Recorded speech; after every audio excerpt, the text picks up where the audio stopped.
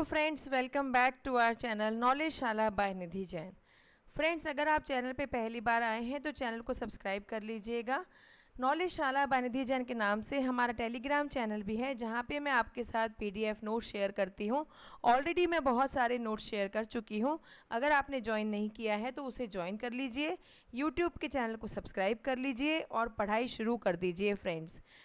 Friends, I have qualified NTA NET JRF in management with All India rank. Also, I have qualified NET in commerce with 99.335 percentile score. तो friends, आपको भी बहुत अच्छे से guide कर रही हूँ एग्ज़ाम के लिए, इसलिए चैनल को सब्सक्राइब कर लीजिए और कोई भी वीडियो मिस मत करिए। हमने अकाउंट से स्टार्ट कर दिया था। मैंने आपको पहले भी कहा था कि अकाउंट्स की वीडियो इकट्ठी मत करिएगा। जैसे जैसे चैनल पे वीडियोस आती रहती हैं आप उनको देखते रहिए, जिससे आपकी कोई भी वीडियो मिस नहीं हो। क्योंकि अकाउंट्स एक प्रैक्टिकल यूनिट है, आप एक साथ अगर कवर करना चाहेंगे तो कवर नहीं कर पाएंगे। ऑलरेडी हम बहुत सारी चीज़ें कर चुके हैं, बजटिंग, टाइप्स ऑफ बजट्स। अगर आपने नहीं देखी हैं तो प्लीज़ वो वीडियो जाकर देख लीजिए। आज हम करेंगे अकाउंटिंग प्रिंसिपल्स। एक या दो क्वेश्चन एग्ज़ाम में हमेशा पूछा जाता है। अकाउंटिंग प्रिंसिपल्स बहुत ही इंपॉर्टेंट टॉपिक है और बच्चे बहुत कंफ्यूज होते हैं। मैं बहुत अच्छे से करवाऊंगी आपको। बहुत ही मेहनत से स्लाइड्स बनाई हैं। कल पूरा दिन बैठ के मैंने अकाउंटिंग प्रिंसिपल्स की स्लाइड्स प्रिपेयर किए हैं आपके लिए, तो आप उसको ध्यान से सुनिएगा और रिवाइज़ कीजिएगा। चलिए स्टार्ट करते हैं। Financial statements by different organization should be prepared on uniform basis to ensure consistency over a period of time and to facilitate comparison. अब क्या होता है फ्रेंड्स, हर कंपनी अपने फाइनेंशियल स्टेटमेंट्स बनाती है, लेकिन ये क्या बोल रहे हैं कि हर कंपनी के जो फाइनेंशियल स्टेटमेंट्स बनते हैं वो यूनिफॉर्म बेसिस पे बनने चाहिए। सभी कंपनीज एक जैसे तरीके से बनानी चाहिए, जिससे क्या होगा, कंसिस्टेंसी रहेगी। ठीक है, हमेशा एक जैसा होगा तो कंसिस्टेंसी बनी रहेगी। और अगर सारी कंपनीज एक ही तरीके से बनाएंगी तो हम कंपैरिजन भी इजीली कर पाएंगे, हमें कंपैरिजन करने में दिक्कत नहीं आएगी। टू अवॉइड कन्फ्यूज़न भी नहीं रहेगा। एंड टू अचीव यूनिफॉर्मिटी, सब में एक रूपता रहेगी। Accounting process is applied with in the conceptual framework of gap. Gap ने हमें ये अकाउंटिंग प्रिंसिपल्स दिए थे। गैप का फुल फॉर्म क्या होता है? Generally accepted accounting principles. और ये अकाउंटिंग प्रिंसिपल सभी कंपनीज अगर अडॉप्ट करती हैं तो उससे क्या होगा, कन्फ्यूज़न नहीं रहेगा और एक यूनिफॉर्मिटी बनी रहेगी। हर कंपनी का मेथड अगर एक होगा तो हम कंपैरिजन भी अच्छे से कर पाएंगे। Accounting principles divide into accounting concepts and accounting conventions. अब अकाउंटिंग प्रिंसिपल्स एक ब्रॉडर टर्म है जिसको हमने अकाउंटिंग कॉन्सेप्ट्स और अकाउंटिंग कन्वेंशंस में डिवाइड किया है। इसको डिटेल में देखते हैं। अकाउंटिंग प्रिंसिपल्स को 3 पार्ट में डिवाइड किया है हमने, अजम्पशंस, कॉन्सेप्ट्स और कन्वेंशंस। ठीक है, अजम्पशन में हम पढ़ते हैं business entity, money measurement, accounting period and going concern. Concepts में आपके पास आता है dual aspect concept, revenue realisation concept, historical concept, matching concept, cost concept, object evidence. Convention में हमारे पास आता है full disclosure, materiality, consistency and conservatism. अब जब आपको मैं एक एक करके बताऊंगी तो आपको यहीं की यहीं याद करवा दूंगी। आप बस ध्यान से वीडियो को सुनते रहिए, लास्ट तक वीडियो देखना। अकाउंटिंग अजम्पशंस में कौन कौन से हैं?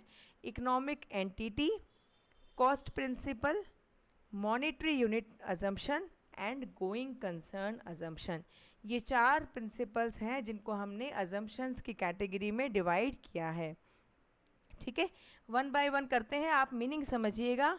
और हर स्लाइड में आपके लिए बहुत अच्छी पिक्चर है जिससे आपको इजीली अंडरस्टैंडिंग हो जाएगी हर अकाउंटिंग प्रिंसिपल की। ठीक है, देखिए business entity assumption. Business entity ये क्या बोलता है, इसको हम पहले तो ये देख लेना कि इसको हम सेपरेट एंटिटी और इकोनॉमिक एंटिटी के नाम से भी जानते हैं। देखो दोस्तों, हर अजम्पशन का या हर कॉन्सेप्ट का, हर कन्वेंशन का अगर आपको कोई दूसरा नाम दिया हुआ है, ऑल्सो नोन एज, तो ये तो आप स्टार बना लो कि आपको ये याद रखना है। क्योंकि वो कभी भी आपको दूसरा नाम अगर किसी चीज़ का है ना, तो वो दूसरे नाम से ही आपको एग्ज़ाम में क्वेश्चन पूछेंगे। ये मैं क्लास में भी बताती हूँ अपने बच्चों को, तो आप भी ये चीज़ ध्यान रखना कि अगर किसी अजम्पशन का मैं दूसरा नाम आपको बता रही हूँ तो वो आपको ज़रूर ध्यान रखना है, क्योंकि एग्ज़ामिनर आपको ऐसे ही ट्रिक से खेलता है। उसको पता है बिजनेस एंटिटी तो याद करवा ही दिया होगा, तो आपको सेपरेट एंटिटी देकर पूछेगा या इकोनॉमिक एंटिटी देकर पूछेगा। तो उस टाइम पे आपको याद रखना है, भूलना नहीं है। ये नहीं बोलना है कि इकोनॉमिक एंटिटी कॉन्सेप्ट ऐसा तो मैम ने कुछ करवाया ही नहीं। ठीक है, बिजनेस एंटिटी, सेपरेट एंटिटी और economic entity both are the same thing. ठीक है, चलिए अब ये अजम्पशन कहता क्या है, देखो यहाँ से देखते हैं। पहले ये हमारा बिजनेस है, ये हमारी फर्म है और ये हम है, ये ओनर है। ये दोनों लोगों को आपस में क्या रखना है, आपको सेपरेट रखना है। बिजनेस एंटिटी कॉन्सेप्ट ये कहता है कि बिजनेस को ओनर से सेपरेट रखना है। मतलब बिजनेस का जो पैसा है, बिजनेस का जो खर्चा है, वो ओनर का नहीं है, वो सिर्फ बिजनेस का है। अगर हमारे फर्म में 10 लाख रुपए पड़े हैं तो हम ये नहीं कह सकते 10 लाख रुपए चाहिए, ले लेना पड़े हैं ऑफिस में। नो, वो पैसा उस बिज़नेस का है, बिज़नेस के काम पे ही लगेगा। आप अपने पर्सनल खर्चों के लिए बिज़नेस से पैसा उठाकर खर्च नहीं कर सकते। This assumption separates the stakeholders from the business itself. अब ये मत पूछना स्टेक होल्डर्स क्या होता है, ये मैंने आपको पुरानी वीडियोज़ में करवा दिया है, आप जाकर देख लेना। ये असम्पशन ये कहता है कि स्टेक होल्डर्स को बिजनेस से क्या रखना है, सेपरेट रखना है। स्टेक होल्डर्स के माइंड में कभी भी ये नहीं आना चाहिए कि बिजनेस में पड़ा हुआ पैसा हमारा अपना है। बिजनेस की खुद की एक एंटिटी होती है, सेपरेट एंटिटी और इकोनॉमिक एंटिटी। ठीक है, activities of the owners of a business are kept separate from the activities of the business itself. Owner अपने घर में क्या कर रहा है वो बिल्कुल अलग रहेगा बिजनेस से। बिजनेस में क्या हो रहा है और ओनर के घर में क्या हो रहा है, दोनों अलग अलग चीज़ें हैं। Transactions are also recorded between owner and the business. और अगर कभी बिजनेस का, जैसे सपोज करो मेरी कोई कंपनी है और मुझे अगर ज़रूरत पड़ी 2 लाख रुपए की, और अगर मैं अपनी फर्म में से लेके आती हूँ तो फर्म में उसकी भी एंट्री होनी चाहिए कि 2 लाख रुपए निधि ने ले लिए हैं। ठीक है, तो ट्रांजैक्शंस रिकॉर्ड होने चाहिए ओनर और बिजनेस के बीच वाले भी। ठीक है, आई होप क्लियर हो गया होगा। अब नेक्स्ट आते हैं मनी मेजरमेंट। मनी मेजरमेंट, ये देखो ये मनी है ना, मनी मेजरमेंट क्या कहता है, मनी नाम से ही समझ में आ रहा होगा। मैंने आपको अकाउंट्स की फर्स्ट वीडियो में भी कहा था कि जब भी हम अकाउंट में बात करेंगे, कोई भी इवेंट्स, कोई भी ट्रांजैक्शंस, ठीक है, तो हम हमेशा मॉनेटरी ट्रांजैक्शन को ही रिकॉर्ड करेंगे। हम ये रिकॉर्ड नहीं करेंगे कि हमारे कॉलेज के या हमारे फर्म के सीनियर के बेटे की शादी है, तो ये हम अपने फर्म के रिकॉर्ड्स में नहीं डालेंगे। ठीक है, वो अलग चीज़ है। लेकिन अगर आप फर्म में से बेटे की शादी में 2 लाख रुपए ले जाते हो तो वो हम रिकॉर्ड करेंगे। मतलब हम सिर्फ वही ट्रांजैक्शंस, वही इवेंट्स रिकॉर्ड करेंगे जिनका पैसे से कुछ लेना देना है। Only such transactions and events which can be interpreted in terms of money are recorded. Non-monetary events are not recorded. सिर्फ जिनका पैसे से लेना देना है वही ट्रांजैक्शंस रिकॉर्ड करेंगे, नॉन मॉनेटरी इवेंट्स को रिकॉर्ड नहीं करेंगे। इससे क्या होता है, ये प्रोवाइड करता है एक कॉमन यूनिट ऑफ मेजरमेंट। एक कॉमन यूनिट मेजरमेंट होता है, क्योंकि अगर इंडिया में कोई फर्म है तो वो रुपीज़ में ट्रांजैक्शन मेज़र करेगी, इसके अलावा नहीं करेगी। ठीक है, तो इससे एक यूनिफॉर्मिटी बनी रहेगी कि हर जगह रुपीज़ में ही ट्रांजैक्शंस मेज़र हो रहे हैं। This concept assumes that all business transactions must be in terms of money, that is in the currency of a country. है ना, यही मैंने आपको बताया कि हर ट्रांजैक्शन मनी में रिकॉर्ड होगा और वो मनी की करेंसी, जो कंट्री की करेंसी होगी, उसी में आप रिकॉर्ड करोगे। जैसे इंडिया में रुपीज़ की करेंसी चलती है तो आप जो भी ट्रांजैक्शंस करोगे वो रुपीज़ में ही रिकॉर्ड करोगे। Following are not recorded. Emergence of a new product in market. Market में न्यू प्रोडक्ट के लिए एमरजेंसी है, फटाफट लॉन्च करना है, ये हम अकाउंट्स में रिकॉर्ड नहीं करेंगे, ये मार्केटिंग वाला मैनेजर देखेगा। डिमाइस ऑफ सीईओ, किसी वजह से कोई मिस हैपनिंग हो गई, सीईओ की डेथ हो गई, तो हम ये रिकॉर्ड में नहीं डालेंगे। वो बहुत बड़ी दुख की बात है, लेकिन अकाउंट्स उसको नहीं कंसिडर करेगा। अकाउंट्स में सिर्फ हम मॉनेटरी ट्रांजैक्शन, सिर्फ पैसे से जिसका लेना देना है उसी को रिकॉर्ड करेंगे, उसके अलावा चाहे कोई कितनी भी इम्पोर्टेंट बात है उसको हम रिकॉर्ड नहीं करेंगे। अब आता है अकाउंटिंग पीरियड कॉन्सेप्ट। अब देखो अकाउंटिंग पीरियड कंसेप्ट, अब देखो इसके बाद ना हम एक कॉन्सेप्ट पढ़ेंगे, उसमें क्या होता है, गोइंग कंसर्न कॉन्सेप्ट है। वो ये कहता है कि बिजनेस हमेशा क्या होता है, चलता रहता है, चलता रहता है, चलता रहता है। ठीक है, कभी भी बिजनेस ख़त्म नहीं होता। तो अगर बिजनेस ख़त्म नहीं होता तो क्या अकाउंटिंग भी चलती रहेगी, चलती रहेगी, तो आप कैसे कंपैरिजन करोगे? तो कंपैरिजन करने के लिए हमें एक टाइम स्लॉट बनाना पड़ता है। जैसे मैं आपको कहती हूँ ना कि आप टारगेट डेली का बनाओ, ऐसे नहीं कि भी ये टाइम टेबल बना लिया और दीवार पे लगा दिया, हो रही है पढ़ाई, तो वो टाइम टेबल दीवार पे चिपका हुआ है, आप अपने कहीं चिपके हुए हो, उससे पढ़ाई नहीं होगी, है ना। आप यूट्यूब पे अगर वीडियोस देख रहे हो तो उससे पढ़ाई नहीं होगी, वो टाइम टेबल वहाँ बैठा बैठा खुद ही पढ़ता रहेगा।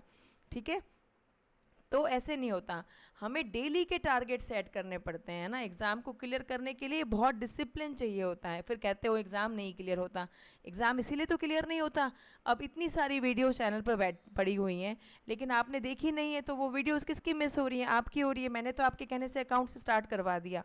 ठीक है, तो हम हमारे पास जितना भी टाइम पीरियड है उसको हम क्या करते हैं, टुकड़ों में डिवाइड कर लेते हैं, और हर एक टुकड़े को हम क्या कहते हैं, अकाउंटिंग पीरियड कहते हैं।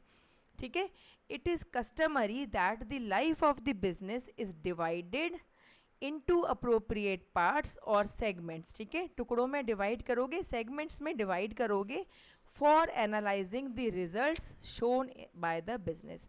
अगर आप डिवाइड नहीं करोगे तो आप कैसे पता करोगे कि मुझे इतना प्रॉफिट हुआ? अगर आप रोज का प्रॉफिट एक्सपेंसेस लिए जा रहे हो, तो आप कैसे ऑब्जर्व करोगे कि कौन से ईयर में प्रॉफिट हुआ?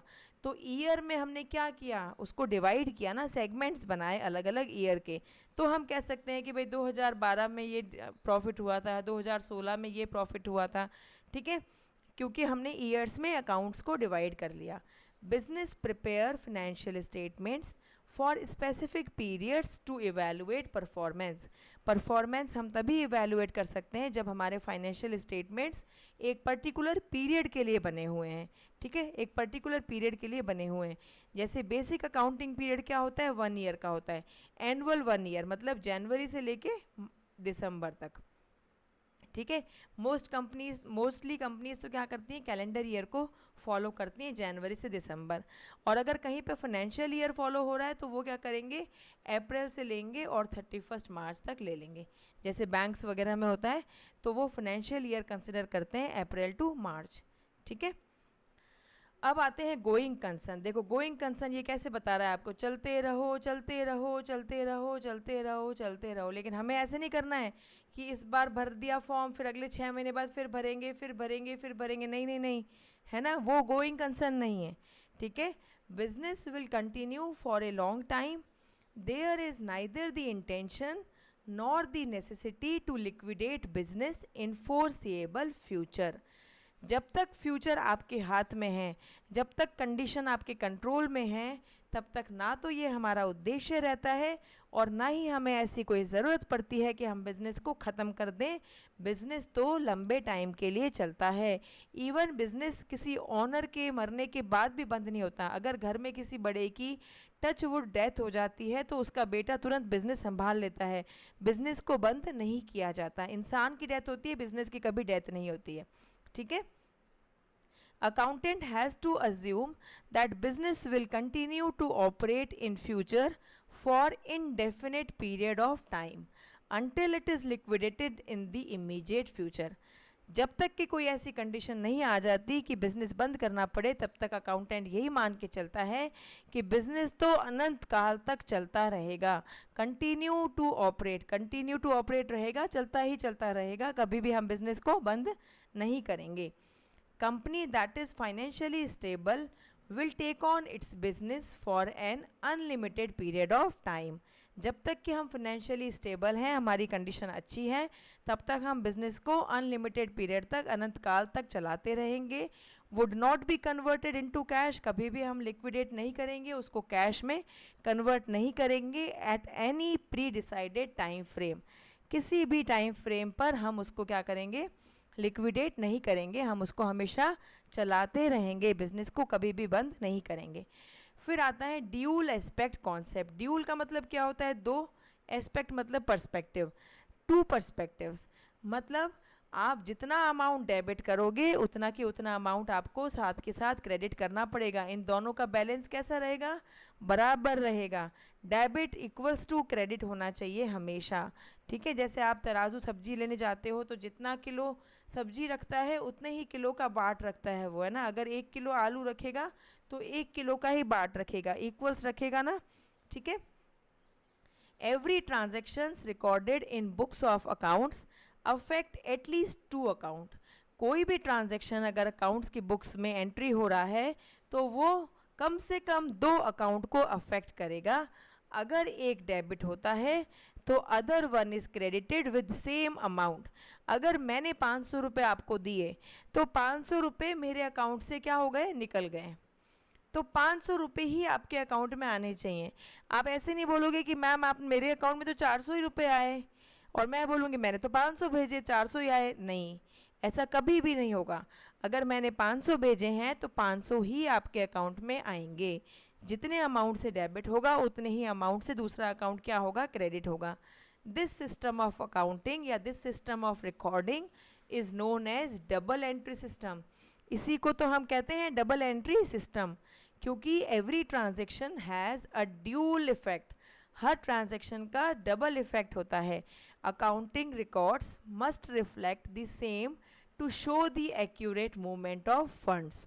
और अकाउंटिंग के रिकॉर्ड को भी सेम अमाउंट शो करना चाहिए, रिफ्लेक्ट करना चाहिए, जिससे पता चले कि मूवमेंट ऑफ फंड्स कंपनी के अंदर एक्यूरेट हो रहा है, ठीक हो रहा है। एग्जाम्पल के लिए, अगर एक बायर कैश देता है किसी को कोई आइटम खरीदने के लिए, है ना, जैसे मान लो कि मैंने 1 किलो आलू लिया तो मैंने 10 रुपये आलू के लिए उसको दिए, सब्जी वाले को मैंने 10 रुपये दिए, तो मैंने पे किया 10 रुपये उस आलू के बदले में, तो सब्जी वाले ने भी 10 रुपये लिए, है ना, बराबर होगा। ठीक है, 10 रुपये अगर आप किसी को दे रहे हो तो 10 रुपये ही वो आदमी भी रिसीव करेगा। ठीक है, अगर आप कोई आइटम खरीद रहे हो तो जितना पैसा आप दे रहे हो उतना की उतना पैसा सेलर गेन कर रहा है। ठीक है, इसको कहते हैं हम ड्यूल एस्पेक्ट कॉन्सेप्ट। फिर आता है revenue realisation concept. Revenue realisation, realisation आपको रियलाइज़ है कि आपने कितने टाइम वेस्ट कर दिया, कितनी सारी वीडियोस आप मिस कर चुके हो। तो इस बात का अगर आपको रियलाइज़ है तो अभी के अभी चैनल को सब्सक्राइब करो और जितनी भी वीडियोस मिस हो गई हैं उनको डिवाइड करो कि मैं 5 दिन में या 6 दिन में 7 दिन में कितनी कितनी वीडियो करूँगा रोज़, तो मेरी ये वीडियो सारी क्या होंगी? कवर हो जाएंगी। ठीक है, this concept holds to the view that profit can only be taken into account when realisation has occurred. अब ये क्या कहता है, जैसे अगर आपको रियलाइज़ हो गया आज कि भाई मेरे को आज रियलाइज़ हो गया मुझे तो सारी वीडियोस कवर करनी है, मैं बहुत पीछे हूँ, इसका मतलब आपका आधा एग्ज़ाम क्लियर हो गया। ठीक है, यकीन मानिए दोस्तों, जब तक आप अपनी गलती का रियलाइजेशन नहीं करेंगे ना तो उसको आप सुधार नहीं सकते। ठीक है, आप ये रियलाइज़ करो कि अगर आपने इस 2 महीने के 3 महीने के बाद के एग्ज़ाम को नहीं निकाला तो अगले 6 महीने बाद जब एग्ज़ाम आएगा, 6 महीने बाद, 7 महीने बाद, तो वो 6-7 महीने भी पढ़ना पड़ेगा। तो 2-3 महीने को झोंक दो ना अपने आप को, 2-3 महीने इतनी मेहनत कर लो कि अगले 7 महीने आप मज़े कर पाओ। ठीक है, तो ये कॉन्सेप्ट भी क्या कहता है कि प्रॉफिट को तभी आप कंसिडर करना जब प्रॉफिट आपको मिल जाए, रियलाइजेशन हो जाए उसका। ठीक है, मतलब इस कॉन्सेप्ट के according revenue is recognised when a sale is made. जब सेल हो जाएगी तभी रेवेन्यू रिकॉग्नाइज करेंगे हम। ठीक है, अब सेल हो जाएगी ये कैसे पता चलेगा? तो सुनो, sale is considered to be made at the point when the property in goods passes to the buyer and he becomes legally liable to pay। ठीक है, मतलब अगर जैसे आप बॉटल बेच रहे हो और आपने बॉटल बायर को दे दी है तो बायर अब लायबल है पैसा देने के लिए। ठीक है, तो जब आप अपना सामान बायर को पास कर देते हो और वो लीगली लायबल हो जाता है आपको पैसा देने के लिए, तब आप ये कह सकते हो कि मैंने 5 लाख रुपए का सामान बेच दिया है। Revenue is said to be realised when cash has been received. और रेवेन्यू कब रियलाइज माना जाएगा? जब कैश रिसीव हो जाएगा या फिर आपका हक बन जाएगा कैश रिसीव करने का। हक कब बनेगा? जब आप गुड्स और सर्विसेज दोनों को सेल कर चुके हो। ठीक है, दोनों को आप बेच चुके हो, बायर को पहुंचा चुके हो, तब आप ये मान सकते हो कि अब आपको कैश मिल जाएगा, अब आपकी सेल हो गई है, ठीक है। नेक्स्ट आता है historical cost concept. Historical cost concept क्या कहता है, ये देखो, इससे आप थोड़ा समझ पाओगे। ये 1 मिलियन हमारे पास रुपए थे, हमने इस 1 मिलियन का ये घर खरीद लिया, ठीक है, ये अपार्टमेंट खरीद लिया, और अब इस साल ये अपार्टमेंट 3 मिलियन का हो गया। तो अब आप क्या करोगे, अब आप 3 मिलियन शो करोगे या 1 मिलियन शो करोगे, है ना। देखो, आप जब भी कोई चीज़ खरीदते हो, आपकी पास्ट की जो कॉस्ट है, मतलब आज जैसे आप सपोज करो कि आपने एक दिन 1 किलो आलू खरीदे और 1 किलो गोल्ड खरीद लिया, लेकिन 3 साल बाद आलू की कीमत क्या होगी और गोल्ड की कीमत क्या होगी, दोनों की कीमत में बहुत फ़र्क हो जाएगा, ठीक है। ये तो आलू तो ज़ीरो बन जाएगा, लेकिन गोल्ड 1 किलो बहुत करोड़ों का बन जाएगा, ठीक है ना। तो आप कंपैरिजन कैसे कर पाओगे, आप कंपैरिजन तब कर पाओगे जब आपने कौन से रुपए पे, कौन सी कॉस्ट पे उस आइटम्स को परचेज किया था। आप अगर उस कॉस्ट को कंसिडर करोगे तब आप एक्चुअल कंपैरिजन कर पाओगे, ठीक है। तो हिस्टोरिकल कॉस्ट कॉन्सेप्ट क्या कहता है कि various assets acquired by a concern और by a firm should be recorded on the basis of the actual amount involved और spent at the time of purchase. खरीदते टाइम आपने कितना पैसा खर्च किया उस प्रॉपर्टी को या उस चीज़ को खरीदने में, वही कॉस्ट आपको कंसिडर करनी है। Historical cost is a measure of value used in accounting in which the value of an asset on the balance sheet is recorded at its original cost when acquired by the company. कोई भी asset company ने खरीदा तो purchase के time, वो asset खरीदते time उसने कितना रुपया खर्च किया, उस रुपए को ही बैलेंस शीट में रिकॉर्ड करेंगे, क्योंकि वही उसकी क्या है, एक्चुअल कॉस्ट है, ओरिजिनल कॉस्ट है, ठीक है। और उस कॉस्ट को हम क्या कहते हैं, हिस्टोरिकल कॉस्ट कहते हैं। और ये हम किस लिए करते हैं, क्योंकि इससे ऑब्जेक्टिविटी दिखती है कि हम बायस नहीं हैं। ऑब्जेक्टिविटी मतलब हम बायस नहीं हैं। रिलायबिलिटी, आपके ऊपर रिलायबल कर सकता है, कोई ट्रस्ट कर सकता है, कन्वीनियंट भी हो जाता है किसी के लिए, कंसिस्टेंसी भी रहती है, एक रूपता रहती है, और कंपेयर करने में आसानी रहती है। जैसे मैंने आपको एग्जांपल दिया ना आलू का और गोल्ड का, तो आप कैसे कंपेयर करोगे, क्योंकि गोल्ड तो हो गया 1 करोड़ का, ठीक है, और आलू तो ख़त्म हो गए, तो हम कैसे बता सकते हैं कि उस समय हमने 10 रुपये आलू पे भी खर्च किए थे। वो हम तब बता पाएंगे जब हम खरीदते टाइम ही दोनों की एंट्री कर देंगे, ठीक है। तो हम ये शो कर पाएंगे, और उससे हमारे ऊपर लोगों का, हमारे स्टेक होल्डर्स का क्या बना रहेगा, ट्रस्ट बना रहेगा, ठीक है। फिर आते हैं मैचिंग कॉन्सेप्ट। अब मैचिंग कॉन्सेप्ट क्या कहता है कि जितना रेवेन्यू है, जितनी कमाई की है आपने, और उस कमाई को कमाने में आपने कितना खर्चा किया, ये दोनों चीज़ मैच होनी चाहिए, है ना। ऐसा नहीं होना चाहिए कि रेवेन्यू 5 लाख रुपए के दिखा रहे हैं और एक्सपेंसेस 5,000 रुपये के, तो ये तो बिल्कुल ही गलत बात हो गई। 5,000 रुपये खर्च करके 5 लाख रुपए नहीं कमा सकते, है ना। जब तक आप अपने 2-3 महीने पूरी तरह से खर्च नहीं करोगे ना, तब तक एग्ज़ाम क्लियर नहीं होगा, ठीक है। कुछ चीज़ को, किसी चीज़ को पाने के लिए किसी चीज़ को खोना पड़ता है ना। आपको कुछ ना कुछ तो देना पड़ता है ना, इनपुट देनी ही पड़ेगी। आप कोई चीज़ मार्केट से ख़रीद के लाते हो तो उस कीमत का पैसा दे के आते हो उसको, है ना, कीमत दे के आते हो, तब वो आपको सामान देता है, ठीक है। This principle allows for real time analysis of the expenses and revenues. Real time में कितना एक्सपेंसेस हुआ, कितने रेवेन्यूज़ हुए, उसको जज करने के लिए मैचिंग कॉन्सेप्ट बना है। ये प्रेजेंट करता है गाइडलाइंस फॉर रिकॉर्डिंग एक्सपेंसेस। आप एक्सपेंसेस कैसे रिकॉर्ड करोगे, उसके लिए गाइडलाइन कौन देता है, मैचिंग कॉन्सेप्ट देता है। It measure all expenses incurred during the period and match the expenses against the revenues earned during the same period. 2015 में आपने कितने एक्सपेंसेस किए, उसको मैच करेगा ये कि 2015 में आपने कितने रेवेन्यूज़ कमाए, ठीक है। उससे क्या होगा, आप क्या कर सकते हो, एक्सपेंसेस को उस टाइम के रेवेन्यू से माइनस करके प्रॉफिट निकाल सकते हो, नेट इनकम या नेट लॉस जो भी हुआ वो निकाल सकते हो। Subtract expenses incurred during the time period from the revenues earned during the same period. तो क्या निकलेगा हमारा, नेट इनकम या नेट लॉस, ठीक है। रेवेन्यूज़ में से एक्सपेंसेस माइनस कर दोगे तो नेट प्रॉफिट या नेट लॉस आ जाएगा आपके पास, ठीक है। फिर आता है full disclosure. Full disclosure, nothing is hidden everything is presented. ठीक है, मैंने भी आपसे कुछ नहीं छुपाया, आपके लिए पिक्चर्स भी लगाए हैं, मटेरियल भी डाला है, कंटेंट भी डाला है। ठीक है, बहुत मेहनत से पीपीटी बनाया है। यकीन मानिए ये अकाउंटिंग प्रिंसिपल का पीपीटी मैंने सच में कल पूरे दिन बैठ के इसको बनाया, जिससे मुझे ये था कि चाहे एक ही क्वेश्चन आता है लेकिन वो भी क्वेश्चन क्या हो, गलत नहीं हो।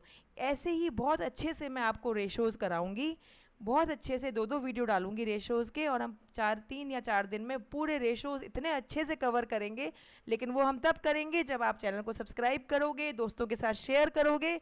मुझे लगेगा कि लोग देख रहे हैं तभी तो मैं डालूंगी। इतनी मेहनत से मैं पीपीटी बनाऊं, हर स्लाइड में आपके लिए पिक्चर डाली है, हर स्लाइड में आपके लिए बिल्कुल ईजी लैंग्वेज में पूरा की पूरा कंटेंट डाला है। और अगर आप देखोगे नहीं तो फिर मुझे कैसे मोटिवेशन मिलेगा कि मैं डालूँ आपके लिए। ठीक है, तो सब्सक्राइब करो, अपनी पूरी क्लास के साथ, सारे दोस्तों के साथ, जूनियर सीनियर सबके साथ शेयर कर दो चैनल को। क्योंकि एक पढ़ाई ऐसी चीज़ है जिसको देने से पढ़ाई खर्च नहीं होती है। पढ़ाई तो आप जितना दोगे ना, जितना नॉलेज को बांटोगे, उतनी ही नॉलेज आपके पास बढ़ती चली जाएगी। ठीक है, फुल डिस्क्लोज़र, सब चीज़ें डिस्क्लोज करो, कुछ भी छुपाओ मत, है ना। मैंने भी आपसे कुछ नहीं छुपाया, हर चीज़ आपको बता दी। तो accounting records of a business must be disclosed. Accounting record भी क्या होने चाहिए, अपने स्टेक होल्डर से डिस्क्लोज होने चाहिए, जिससे judgement about the financial status of a business can be made easily. अगर आप सब कुछ बताओगे तभी तो कोई स्टेक होल्डर आपको बता पाएगा, वो जज कर पाएगा कि आपकी कंडीशन है क्या एक्चुअल में। It requires that financial statements and their notes present all information that is relevant to the users। अब आप ये नहीं बताओगे कि आपके घर में आप कितने बच्चे हैं, आप घर में क्या खाते हो, ये नहीं बताओगे। वो इन्फॉर्मेशन बताओगे जो आपके स्टेक होल्डर्स के लिए रेलेवेंट है, कि आपने अपनी फर्म में पिछले साल कितना खर्चा किया था, पिछले साल आपने कौन कौन से एसेट्स लिए, कितने रुपए के लिए, उनकी हिस्टोरिकल कॉस्ट क्या थी, उनकी आज की वैल्यू क्या थी। ये सारी इन्फॉर्मेशन हम अपने शेयर होल्डर से, स्टेक होल्डर से डिस्क्लोज करते हैं। और summary of significant accounting policies is usually the first note to the financial statement. Accounting policies की जो समरी होती है वो फिनेंशियल स्टेटमेंट्स के फर्स्ट नोट पर रहनी चाहिए, जिससे वो समरी को देखकर क्या कर पाएँ, लोग जज कर पाएँ, स्टेक होल्डर्स जज कर पाएँ। ठीक है, फिर आते हैं मटेरियलिटी कॉन्सेप्ट। अब देखो, मटेरियल, आम भाषा में मटेरियल क्या होता है, अगर आप अपनी मम्मी को बोलोगे मटेरियल कहाँ रखा है तो वो कहेंगी किस चीज़ का सामान मांग रहा है। ठीक है, लेकिन अकाउंट्स में हमारे लिए मटेरियलिटी मीन्स इम्पॉर्टेंट।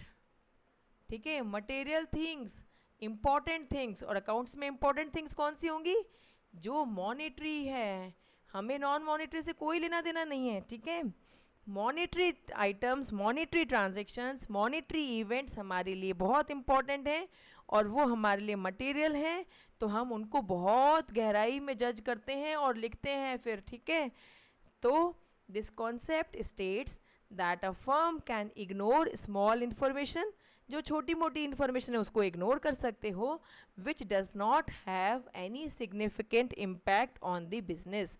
जो बिजनेस पे कोई सिग्निफिकेंट इम्पैक्ट नहीं डाल रही है वो इन्फॉर्मेशन आप इजीली इग्नोर कर सकते हो। अब डिग्री ऑफ सिग्निफिकेंस, हमें कैसे पता चलेगा कि भाई कौन सी इन्फॉर्मेशन इम्पैक्ट डालेगी, कौन सी नहीं डालेगी। तो ये कैसे पता चलेगा, ये यूज़र के ऊपर डिपेंड करेगा कि आपके फाइनेंशियल स्टेटमेंट के यूज़र्स कौन हैं। It is relative in nature, जो यूज़र के रिलेशन में है वही इन्फॉर्मेशन आपके लिए सिग्निफिकेंट है। It can be material to one company and immaterial to another. जैसे मान लो कि आप कपड़ों का बिजनेस करते हो, आपका सूट्स का बुटीक है। ठीक है, तो अगर कपड़ा, कॉटन के कपड़े का रेट बढ़ गया तो इसका मतलब आपके फर्म से रिलेटेड रॉ मटेरियल का रेट बढ़ गया, तो सूट के प्राइस भी बढ़ जाएंगे।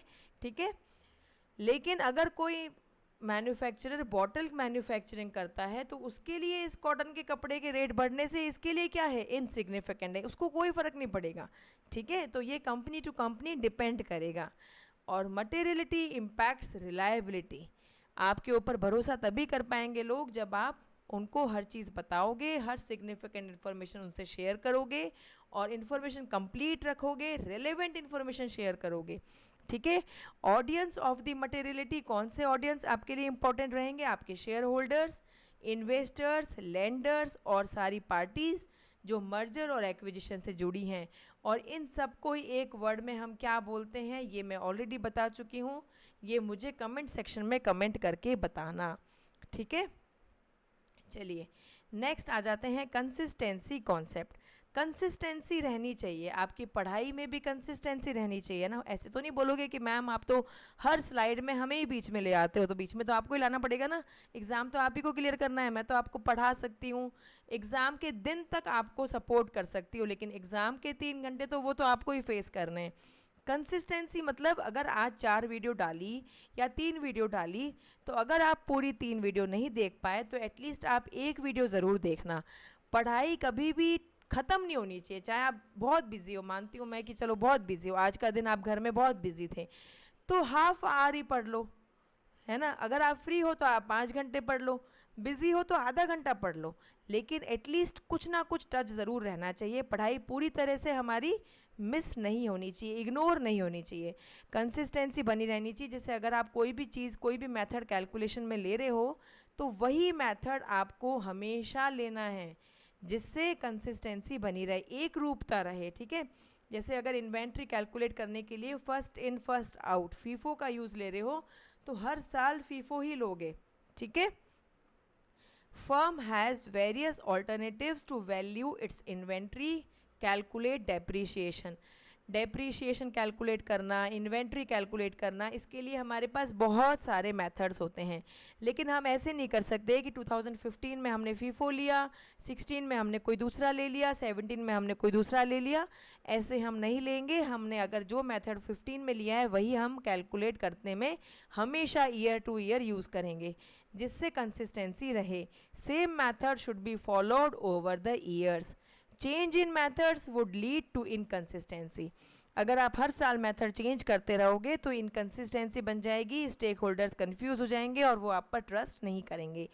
Presentation and classification of items in financial statements should stay the same from one period to the other. आप क्या करो, एक जैसा प्रेजेंटेशन कर रहे हो वैसा ही प्रेजेंटेशन हर बार करो, जिससे आपके स्टेक होल्डर्स कन्फ्यूज़ नहीं हो। आई होप अकाउंटिंग प्रिंसिपल्स आपको बहुत अच्छे से समझ में आया होगा। मैंने अपना 100% से भी ज़्यादा दिया है अकाउंटिंग प्रिंसिपल समझाने में। हर वीडियो मैं बहुत दिल से बनाती हूँ, हर चीज़ इंक्लूड करती हूँ, चाहे मुझे वीडियो बनाने के लिए पीपीटी जो बनाना पड़ता है उसमें मुझे 3-3 4-4 घंटे लग जाते हैं, पर मैं सारी चीज़ें इंक्लूड करके ही आपके लिए पीपीटी रेडी करती हूँ और तभी चैनल पर वीडियो डालती हूँ, ठीक है। चाहे एक ही वीडियो आए, चाहे 2 ही वीडियो आए, लेकिन वो वीडियो द बेस्ट होता है। तो अगर अभी तक आपने सब्सक्राइब नहीं किया है तो हमारा यूट्यूब चैनल नॉलेज शाला बाय निधि जैन सब्सक्राइब कर लीजिए। इसी नाम से हमारा टेलीग्राम चैनल भी है, उसे भी ज्वाइन कर लीजिएगा। वहाँ पे बहुत वैल्यूएबल पीडीएफ आपके साथ शेयर होती हैं, बहुत सारी पीडीएफ ऑलरेडी शेयर की जा चुकी हैं, तो ज्वाइन करके उनको पढ़ लीजिए। पैनिक मत होइए, पढ़ते रहिए, ध्यान रखिए, बूंद बूंद से घड़ा भरता है। बहुत सारी वीडियोस करेंगे, बहुत सारे टॉपिक्स कवर कर लेंगे और एग्ज़ाम भी क्लियर करेंगे। ध्यान रखिएगा। Bye bye, take care.